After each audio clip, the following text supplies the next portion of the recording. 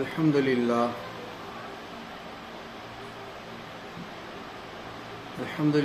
رب العالمین والعاقبۃ للمتقین والصلاة والسلام علی سید الانبیاء والمرسلین وعلی آلہ الطیبین الطاہرین والہادیین المہدیین، اما بعد فقد قال اللہ تبارک و تعالی فی القرآن المجید والفرقان الحمید. اعوذ باللہ من الشیطان الرجیم، بسم اللہ الرحمن الرحیم. واتقوا یوما لا تجزی نفس عن نفس شیئا ولا یقبل منها شفاعۃ ولا یؤخذ منها عدل ولا هم ینصرون.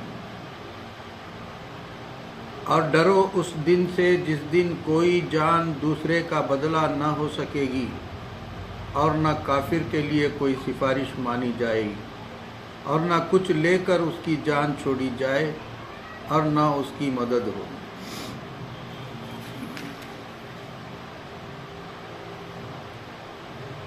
قریباً ساری امت مسلمہ کا اس پر اتفاق ہے کہ بے اذنی پروردگار جناب احمد مختار صلی اللہ علیہ وسلم مسلمانوں کی شفاعت فرمائیں گے اور ان کے طفیل علماء و مشائخ بھی شفاعت کریں گے. لیکن سب سے پہلے معتزلہ فرقے نے اس کا انکار کیا، اسی لیے تفسیر کبیر وغیرہ نے ان کی بہت تردید فرمائی. اب وہ فرقہ مٹ بھی گیا اور اس کا نام و نشان بھی جاتا رہا.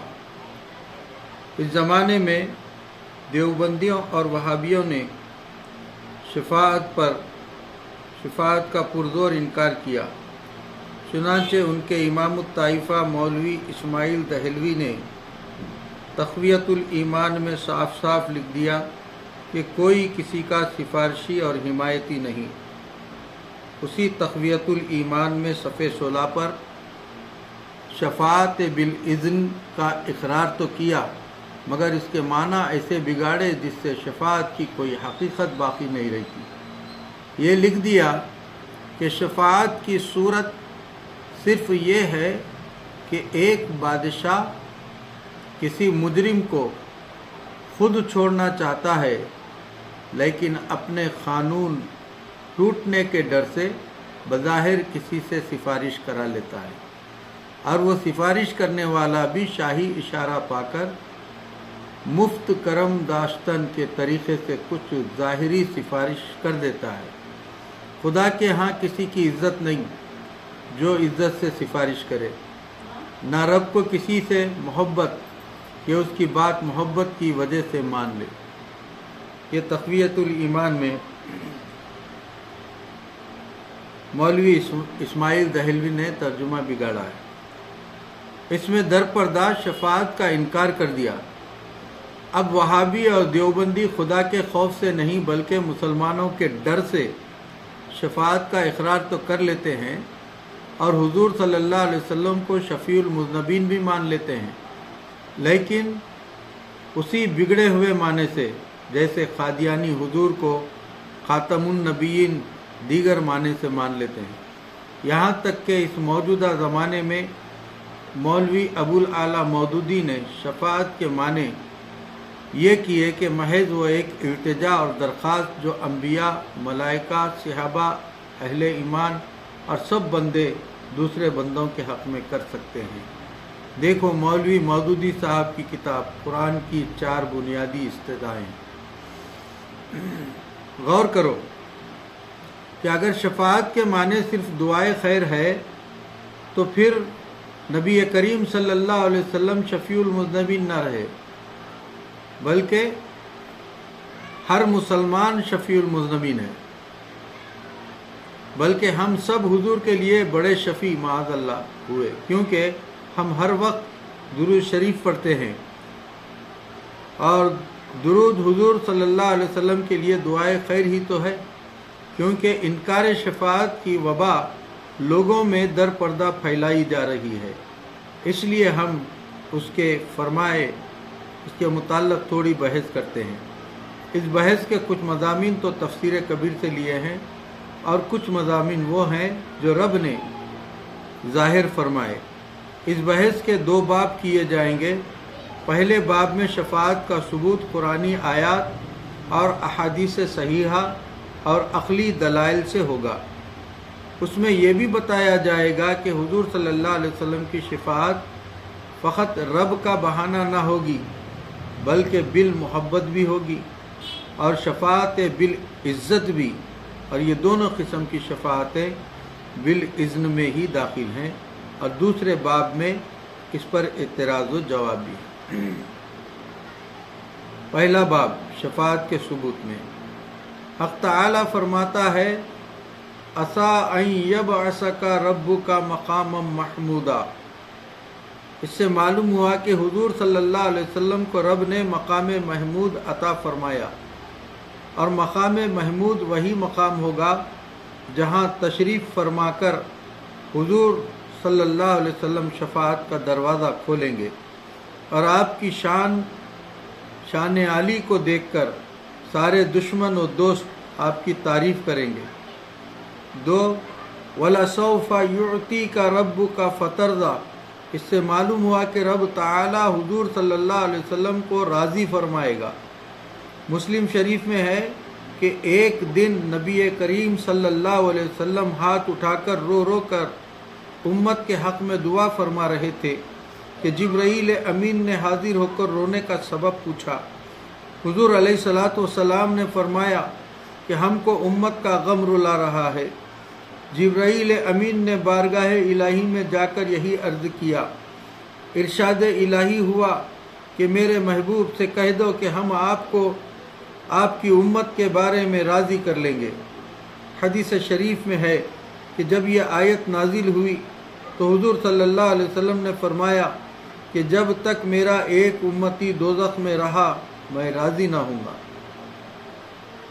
تفسیر خزائن العرفان سورۃ ضحیٰ۔ اس سے معلوم ہوا کہ حضور علیہ الصلاۃ والسلام شفاعت فرمائیں گے، اور وہ شفاعت بالمحبت یا بالوجاہت ہوگی، کیونکہ حضور صلی اللہ علیہ وسلم کو راضی کرنے کے لیے ہوگی۔ سبحان اللہ، کیا ناز محبوبانہ ہے کہ رب فرما رہا ہے کہ ہم راضی کر لیں گے، اور محبوب فرماتے ہیں کہ ہم راضی نہ ہوں گے۔ اگر ہم یہ بات کہیں تو کافر ہو جائیں گے۔ وَلَوْ أَنَّهُمْ نمبر 3 وَلَوْ أَنَّهُمْ إِذْ ظَلَمُوا أَنفُسَهُمْ جَاءُوكَ فَاسْتَغْفِرُوا اللَّهَ وَاسْتَغْفَرَ لَهُمُ الرَّسُولُ۔ اس سے معلوم ہوا کہ جو مجرم بھی اپنی معافی چاہے وہ بارگاہ مصطفیٰ علیہ الصلاۃ والسلام میں حاضر ہو، اور حضور علیہ الصلاۃ والسلام اس کے لیے سفارش فرمائے تو رب معافی فرماتا ہے، یہی شفاعت ہے۔ 4 وصلی علیہم ان صلاتک سکن لہم۔ یہاں حضور صلی اللہ علیہ وسلم کو حکم دیا جا رہا ہے کہ آپ مسلمانوں کے صدقے لے کر ان کو پاک فرما دو اور ان کے لیے دعا بھی کرو، آپ کی دعا سے ان کو چین حاصل ہوتا ہے۔ اس سے 2 باتیں معلوم ہوئی۔ ایک یہ کہ کوئی عمل حضور صلی اللہ علیہ وسلم کی سفارش کے بغیر قبول نہیں ہوتا، اور مسلمانوں کی طہارت پاکیزگی حضور صلی اللہ علیہ وسلم کے کرم سے حاصل ہوتی ہے، نہ کہ محض اپنے اعمال سے۔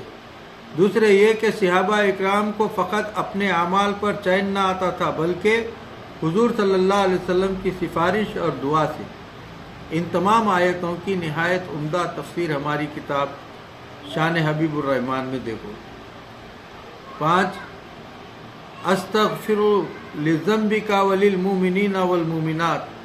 اس میں حضور علیہ الصلاۃ والسلام سے فرمایا جا رہا ہے کہ اپنی خطاؤں کی اور مسلمانوں کے گناہوں کی مغفرت مانگو۔ اس میں سارے ہی مجرم مسلمان داخل ہو گئے، اور یہی شفاعت ہے۔ 6 حق تعالی ملائکہ حاملین عرش کی تعریف میں فرماتا ہے وَإِن تَغْفِرْ لَهُمْ فَإِنَّكَ أَنْتَ الْحَكِيمُ۔ معلوم ہوا کہ فرشتے مسلمانوں کے لیے دعا کرتے ہیں۔ 7 عیسیٰ علیہ السلام نے عرض کیا وَإِن تَغْفِرَ لَهُمْ فَإِنَّكَ أَنْتَ الْعَزِيزُ الْحَكِيمُ۔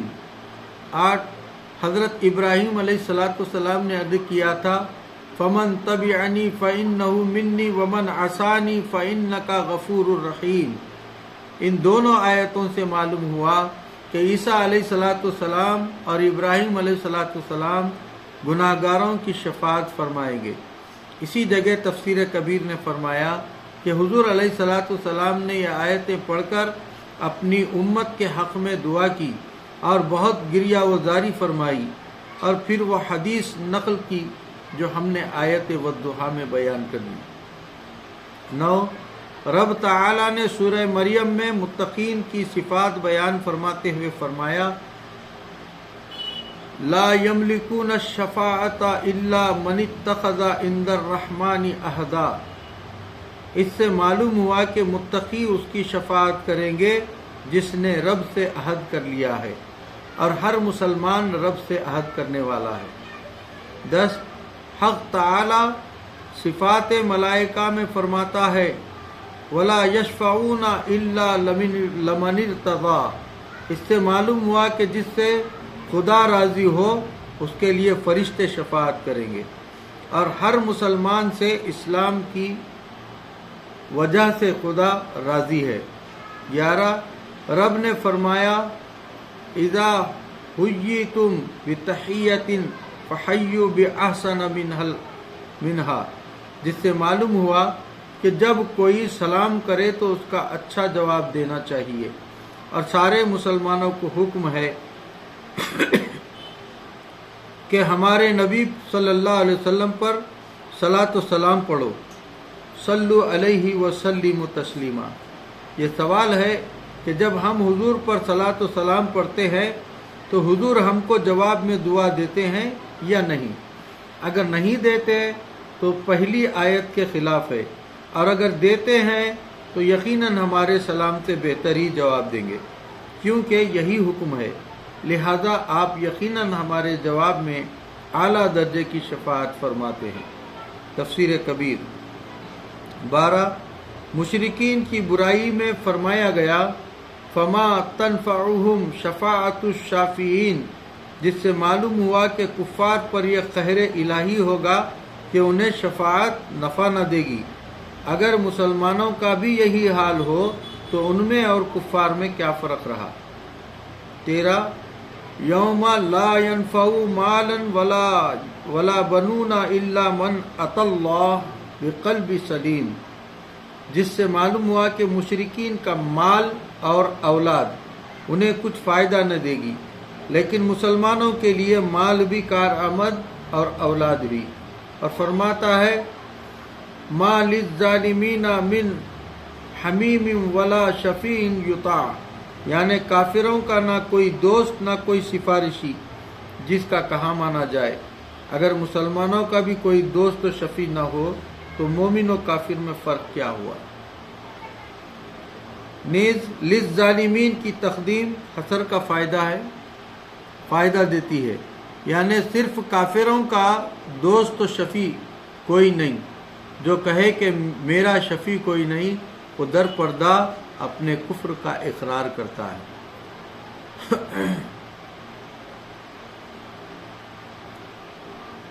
احادیث شفاعت کے متعلق بے شمار احادیث ہیں، یہاں کچھ بطور نمونہ عرض کی جاتی ہیں۔ 1 تفسیر کبیر نے اس جگہ بحوالہ مسلم فرمایا کہ حضور صلی اللہ علیہ وسلم فرماتے ہیں کہ ہر نبی کو حق تعالیٰ کی طرف سے ایک دعا ملتی ہے، سب نے اپنی دعائیں یہاں استعمال کر لیں مگر میں نے اپنی دعا محفوظ رکھی ہے، اس سے قیامت کے دن اپنی امت کی شفاعت کروں گا، اور یہ شفاعت میرے ہر اس امتی کو پہنچے گی جو مومن ہو کر مرے۔ 2 مشکات شریف میں بحوالہ مسلم و بخاری ہے کہ لوگ قیامت کی گرمی سے گھبرا کر شفیع کی تلاش میں نکلیں گے، آدم علیہ السلام کے پاس پہنچ کر شفاعت چاہیں گے، وہ فرمائیں گے کہ مجھ سے خود ایک خطا ہو گئی ہے، لب کشائی کرنے کی میری ہمت نہیں پڑتی۔ نوح علیہ السلام کے پاس جاؤ، शायद वहाँ शफात हो जाए। वो भी यही जवाब देकर हज़रत इब्राहीम अलैहिस्सलाम के पास भेजेंगे, वो भी यही जवाब देकर मूसा अलैहिस्सलाम के पास, और वो ईसा अलैहिस्सलाम के पास भेजेंगे। ईसा अलैहिस्सलाम फरमा देंगे कि आज सिवाय मोहम्मद रसूलुल्लाह सल्लल्लाहु अलैहि वसल्लम के तुम्हारी शफाअत कोई नहीं कर सकता। तब सब लोग हमारे पास आएंगे, हम कहेंगे कि बेशक शफाअत करना हमारा काम है। फिर हम सजदे में सर रखकर शफाअत फरमाएंगे। हुक्म इलाही होगा कि ए मोहम्मद सल्लल्लाहु अलैहि वसल्लम अपना सर मुबारक उठाओ, बात करो सुनी जाएगी, शफाअत करो कबूल की जाएगी, कुछ मांगो दिया जाएगा। तब हम सर उठाएंगे और शफाअत फरमाएंगे। खलीलो नजी मसीह सफ़ी सभी से कहीं ना बनी, ये बेखबरी के खल्क फिरी कहाँ से कहाँ तुम्हारे लिए। फ़कत इतना सबब है इन्हें खादे बज़्म महशर का कि उनकी शान महबूबी दिखाई जाने वाली है। खुलासा ये है कि क़यामत में पहले वही काम होगा जिसे वहाबी शिर्क कहते हैं, यानी अल्लाह के बंदों से मदद मांगना और उनके दरवाज़ों पर मदद के लिए हाजिर होना। इस मजमे में वहाबी भी होंगे जो मेरे और आपके महबूब सल्लल्लाहु अलैहि वसल्लम के दरवाजे पर हाथ फैलाने जाएंगे।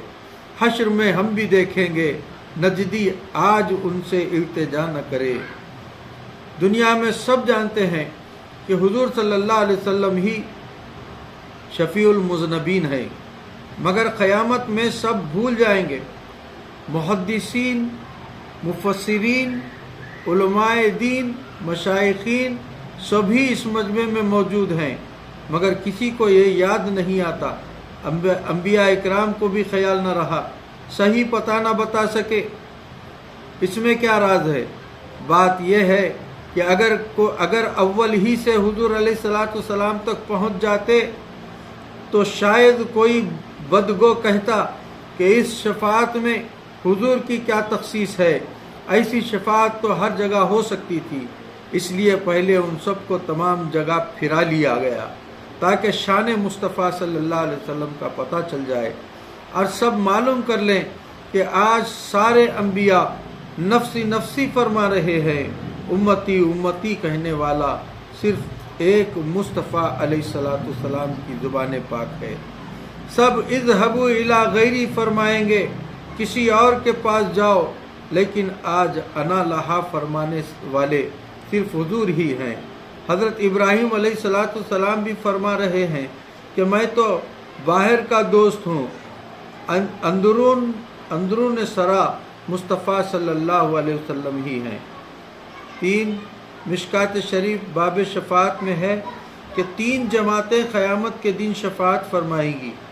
अव्वल अंबिया, फिर उलमा, फिर शुहदा। 4 इसी जगह है कि हज़रत अनस ने हुजूर सल्लल्लाहु अलैहि वसल्लम से अर्ज़ किया कि क़यामत में आप मेरी शफाअत के दिन शफाअत फरमाएं। फरमाया ज़रूर करेंगे। अर्ज़ किया कि मैं वहाँ आपको किस जगह ढूंढूं? फरमाया सिरात पर।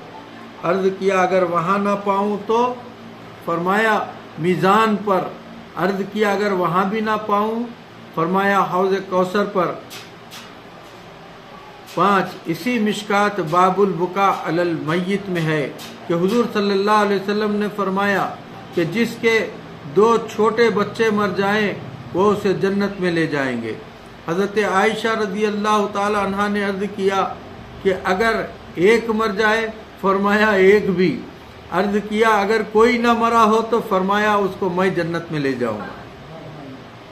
6 इसी जगह है कि कच्चा बच्चा अपने रब से अपने वालिदैन के बारे में झगड़ा करेगा तो उससे फरमाया जाएगा कि ऐ अपने रब से झगड़ने वाले बच्चे, जा अपने माँ बाप को जन्नत में ले जा।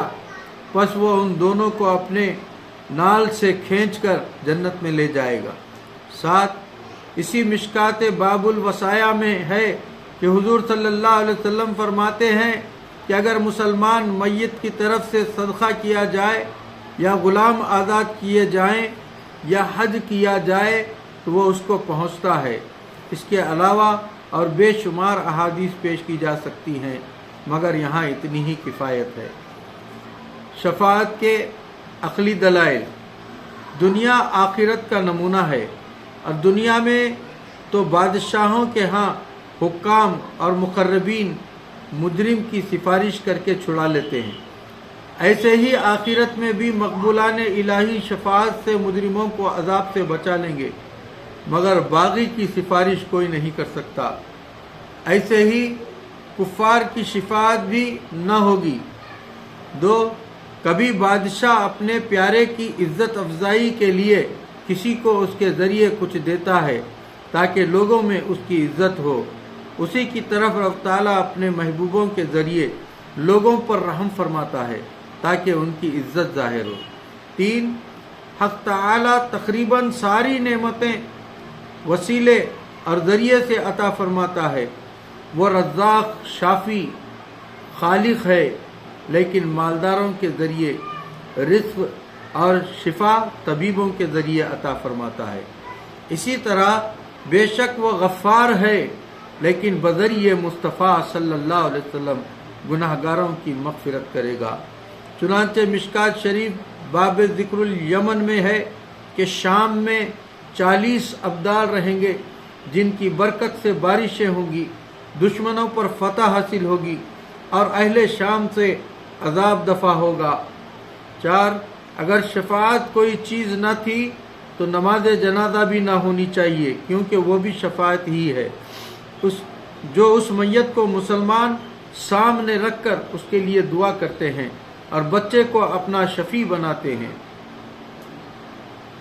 چنانچہ بچے کے جنازے پر پڑھتے ہیں اللہم اجعلہ لنا فرطوں، پھر آخر میں کہتے ہیں واجعلہ لنا شافیوں و مشفع، یعنی اے اللہ اس بچے کو ہمارا شفیع بنا۔ غرض کہ نماز جنازہ مسئلہ شفاعت پر مبنی ہے۔ خیال رہے کہ یہ شفاعت محض ہیلے کے طور پر نہ ہوگی، جیسا کہ مولوی اسماعیل نے تقویت الایمان میں لکھا، بلکہ شفاعت بالوجاہت اور شفاعت بالمحبت اور شفاعت بالاذن ہر طرح کی ہوگی۔ رب تعالیٰ فرماتا ہے وَلِلَّهِ الْعِزَّةَ وَلِلرَّسُولِهِ وَلِلْمُؤْمِنِينَ۔ موسیٰ علیہ السلام کے بارے میں فرماتا ہے وَكَانَ عِندَ اللَّهِ وَجِيهًا۔ عیسیٰ علیہ السلام کے لیے فرماتا ہے وَجِيهًا فِي الدُّنْيَا وَالْآخِرَةِ۔ اس سے معلوم ہوا کہ اللہ والوں کو رب نے اپنی بارگاہ میں بڑی عزت دی ہے۔ رب فرماتا ہے يُحِبُّونَهُمْ وَيُحِبُّونَهُ، نیز فرماتا ہے رضی اللہ عنہ و رضوا عنہ۔ معلوم ہوا کہ یہ لوگ اللہ کے پیارے ہیں، اس لیے ان کی بات وہاں مانی جاتی ہے۔ مشکات باب فضل الفقراء میں ہے کہ حضور فرماتے ہیں کہ میری امت کے بہت سے پریشان حال اور پراگندہ بال ایسے ہوں گے کہ اگر وہ اللہ پر قسم کھا جائیں تو رب تبارک و تعالیٰ ان کی قسم پوری فرمائے، یعنی اگر وہ قسم کھا لیں کہ فلاں کو جنت میں لے جاؤں گا تو رب تعالیٰ ضرور اس کو جنت میں بھیجے گا۔ ابھی آپ پڑھ چکے کہ چھوٹے بچے اپنے والدین کے لیے رب سے جھگڑا کریں گے۔ معلوم ہوا کہ یہ حضرات بارگاہ الہی میں ناز کرتے ہیں اور ان کے ناز قبول فرمائے جاتے ہیں۔ نیز شفاعت بالاذن کے معنی یہ نہیں کہ ہر مجرم کے لیے خاص اذن حاصل کر کے شفاعت کی جائے یا رب کو خود بخشنا منظور ہو اور بہانے کے لیے مصطفیٰ صلی اللہ علیہ وسلم کی جانب اشارہ کر دے، بلکہ معنی یہی ہے کہ بارگاہ الہی میں کسی کو بغیر اجازت بولنے کی جرت نہیں۔ ان حضرات کو اجازت عام ہوگی کہ ہر مسلمان کی شفاعت کر لیں اور بخشا لیں، اور جس کو عذاب دینا منظور ہو اس کی طرف شفیع المذنبین کا خیال ہی نہ جائے گا۔ یہ سب باتیں خدا کی عطا سے ہیں، نہ کہ اس پر دھونس ہے۔ واضح رہے کہ اس آیت میں جو فرمایا گیا کہ کوئی نفس کسی نفس کا بدلہ نہ بنے، نہ کوئی شفاعت قبول کی جائے، نہ اسے فدیہ لے کر چھوڑا جائے اور نہ کسی کی مدد کی جائے، یہ سب کفار کے لیے ہیں۔ مسلمانوں کو انشاءاللہ یہ چاروں نعمتیں حاصل ہوں گی۔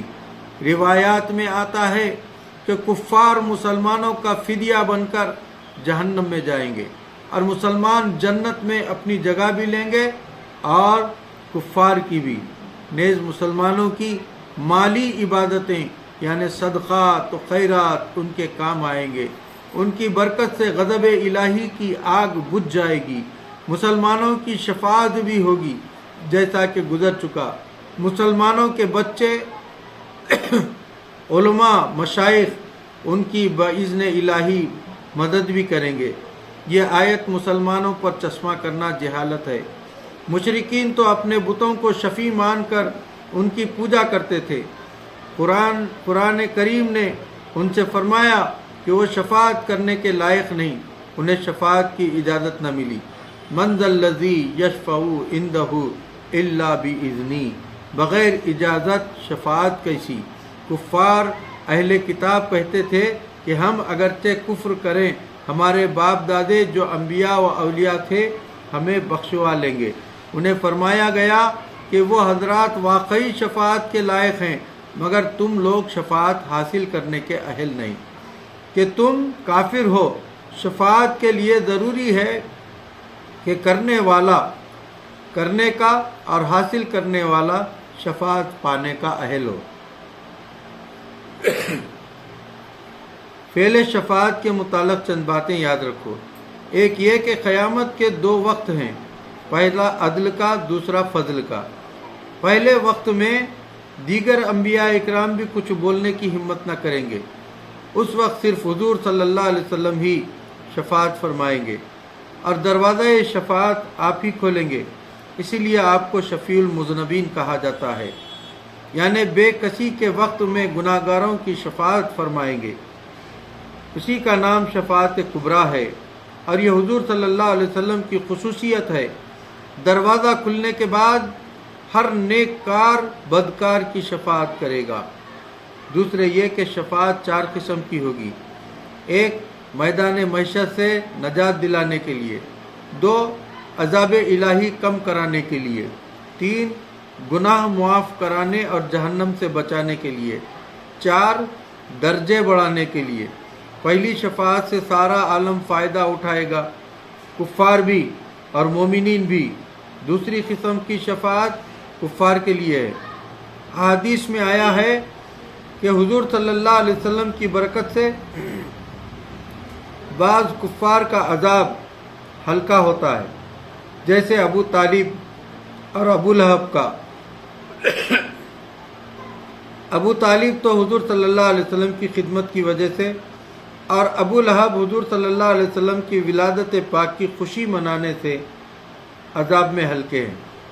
روح البیان نے فرمایا کہ حاتم طائی کو بھی ہلکا عذاب ہوگا۔ تیسری شفاعت مومن گناہ گاروں کے لیے اور چوتھی شفاعت نیکوکاروں کے لیے ہوگی۔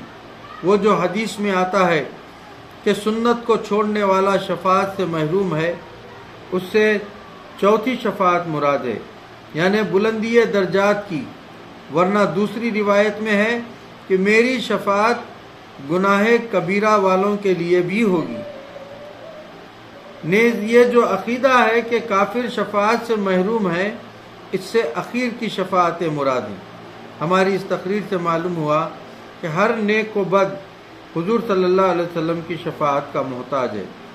چوتھے یہ کہ شفاعت صغریٰ اتنے حضرات کریں گے: انبیاء، اولیاء، علماء، مشائخ، حجر اسود، قرآن کریم،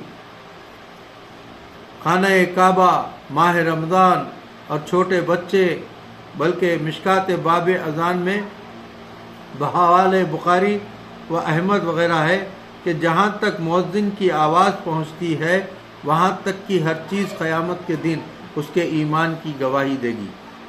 مولوی عبدالحی صاحب نے مقدمہ ہدایہ میں لکھا ہے، یہ حدیث ترمذی شریف میں بھی موجود ہے کہ سیدنا علی رضی اللہ تعالیٰ عنہ فرماتے ہیں کہ قیامت کے دن حجر اسود کی آنکھیں اور منہ ہوں گے اور وہ حاجیوں کی شفاعت کرے گا۔ بعض جہنمی بغیر شفاعت بھی جنت میں جائیں گے۔ حدیث شریف میں آیا ہے کہ رب تعالیٰ اپنا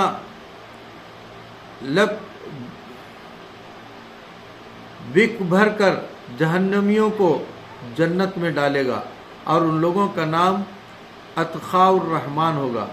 मिशकात बाबू शफात बहवाले बुखारी व मुस्लिम। तफसीर रूहुल बयान ने आयतल कुर्सी की तफसीर में लिखा कि ये लोग वो होंगे जो इंदल्लाह मोमिन थे।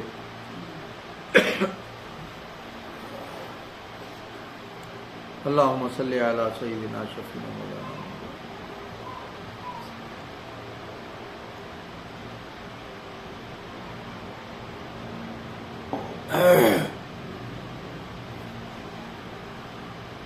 दूसरा बाब मसले शफाअत पर एतराज़ात व जवाबात। मसले शफाअत पर आर्यों, नेचरियों, देवबंदियों के कुछ एतराज़ात हैं जिनको हम मैं जवाब अर्ज करते हैं। पहला एतराज़, बहुत सी आयतों से मालूम होता है कि खुदा के यहाँ किसी की शफाअत नहीं। हुज़ूर अलैहिस्सलातु वस्सलाम ने अपनी अव्वल तबलीग में हज़रत फ़ातिमतुज़ ज़हरा रज़ियल्लाहु ताला अन्हा से फरमाया कि मैं तुमसे खुदा का अज़ाब दफ़ा नहीं कर सकता। नेचरी और देवबंदी। जवाब, इस किस्म की सारी आयतों और अहादीस में कुफ़ार मुराद हैं। सैयदना फ़ातिमतुज़ ज़हरा रज़ियल्लाहु ताला अन्हा से भी यही फरमाया जा रहा है कि अगर तुमने ईमान कबूल न किया तुम्हारी शफाअत न होगी। इसीलिए बहुत सी आयात कुरानिया में इल्ला फरमाकर मुस्तस्ना फरमाया गया। दूसरा एतराज़, अगर खुदा पैगंबर की सिफारिश से जन्नत दे दे तो खुदा तरफदार है। सितारत प्रकाश बाब 14। जवाब, इसका जवाब शुरू सूरह बकर में गुजर चुका है कि अल्लाह ताला की हर नेमत बाज़ के ज़रिए बाज़ को पहुँची है और बेशक खुदा ताला अपने मकबूल बंदों का तरफदार है। अच्छों की तरफदारी करना अच्छा है। पंडित जी को सूरज से रोशनी और मालदारों से भी भीख मिलती है। तीसरा एतराज़, कुफ़ार अरब बुतों को अपना शफ़ी जानते थे। कुरान करीम ने इस अक़ीदे को कुफ्र करार दिया है। बहुत आयतें इस पर गवाह हैं। मुसलमान पैगंबरों वलियों को शफ़ी मानकर काफिर हो रहे हैं। जवाब, कुफ़ार गैर माजून बल्कि रब के दुश्मनों यानी बुतों को शफ़ी मानकर काफिर होते हैं। हम उन महबूबों को शफ़ी मानते हैं जिनको रब ने शफ़ी बनाया। नेज़ कुफ़ार धौंस की शफ़ाअत मानते थे। वो समझते थे कि रब ताला को बुतों की शफ़ाअत मजबूरन माननी पड़ेगी क्योंकि वो उसकी खुदाई में दखील हैं, लिहाजा वो काफिर थे। हम मकबूलान खुदा की शफ़ाअत बिल इज़्न और शिफ़ाअत बिल इज़्ज़त और बिल वजाहत अताई मानते हैं। चौथा एतराज़, शफ़ाअत के अक़ीदे से मुसलमान बदअमल बन जाएंगे क्योंकि वो शफ़ाअत पर एतमाद करके आमाल से गाफिल हो जाएंगे। देवबंदी और वहाबी। जवाब, ये एतराज़ तो ऐसा ही है जैसे आर्या कहते हैं कि तौबा का मसला बदअमल बनाना है। जनाब, शफ़ाअत से उम्मीद बढ़ेगी और उम्मीद से शौक़ अमल ज़्यादा होगा। पांचवा एतराज़, हम भी हुजूर सल्लल्लाहु अलैहि वसल्लम के वास्ते रहमत मांगते हैं और उन पर दुरूद पढ़ते हैं और हुजूर भी हमारे लिए दुआ ही करते हैं और करेंगे, तो चाहिए कि हुजूर हमारे शफ़ी हों और हम हुजूर के। जवाब, इन दोनों दुआओं में बड़ा फ़र्क है। हुजूर सल्लल्लाहु अलैहि वसल्लम की दुआ से हमारे बेड़े पार होंगे। उनकी दुआओं के बगैर हमारा काम चल सकता ही नहीं। हमारा दुआ करना उनसे भीख मांगने के लिए है, जैसे भिखारी सखी को दुआएं देकर भीख मांगता है। इसलिए कुरान करीम ने जहां दुरूद का हुक्म दिया वहां पहले ही फरमा दिया कि हम नबी पर रहमतें भेज रहे हैं, तुम भी उनके लिए दुआ किया करो, यानी तुम्हारी दुआ पर हमारी रहमत मौकूफ़ नहीं, हम तो भेज रहे हैं। पहली किस्म की दुआ शफ़ाअत है और दूसरी दुआ भीख मांगना है। लिहाजा हुजूर सल्लल्लाहु अलैहि वसल्लम हमारे शफ़ी हैं और हम उनके भिखारी हैं। छठा एतराज़, حضور صلی اللہ علیہ وسلم نے فرمایا کہ زکوٰۃ نہ دینے والے قیامت میں ہمارے پاس اپنا مال لادے ہوئے شفاعت کے لیے آئیں گے. ہم فرمائیں گے کہ ہم نے تمہیں تبلیغ احکام کر دی تھی، اب ہم مالک نہیں. معلوم ہوا کہ شفاعت نہ ہوگی. جواب: اس حدیث سے تو یہ ثابت ہو رہا ہے کہ حضور شفاعت پر مجبور نہیں بلکہ مختار ہیں. جس کی چاہے اس کی شفاعت کرے، جس کی چاہے نہ کرے. جیسے رب تعالیٰ غفور ہے مگر لاکھوں گناہگاروں کو نہ بخشے گا، اور دنیا میں یہ اعلان فرمانا بھی قانون کا وقار قائم کرنے کے لیے ہے، ورنہ اظہار رحمت کے لیے فرماتے ہیں شفاعتی یا لأہل الکبار اہل الکبار من امتی. یہ ہے رحمت. یا خطاب منکرین زکوٰۃ سے ہوگا کیونکہ وہ انکار زکوٰۃ سے کافر ہو چکا اور کافر کے لیے شفاعت نہیں ہے. وآخر دعوانا ان الحمد للہ رب العالمین.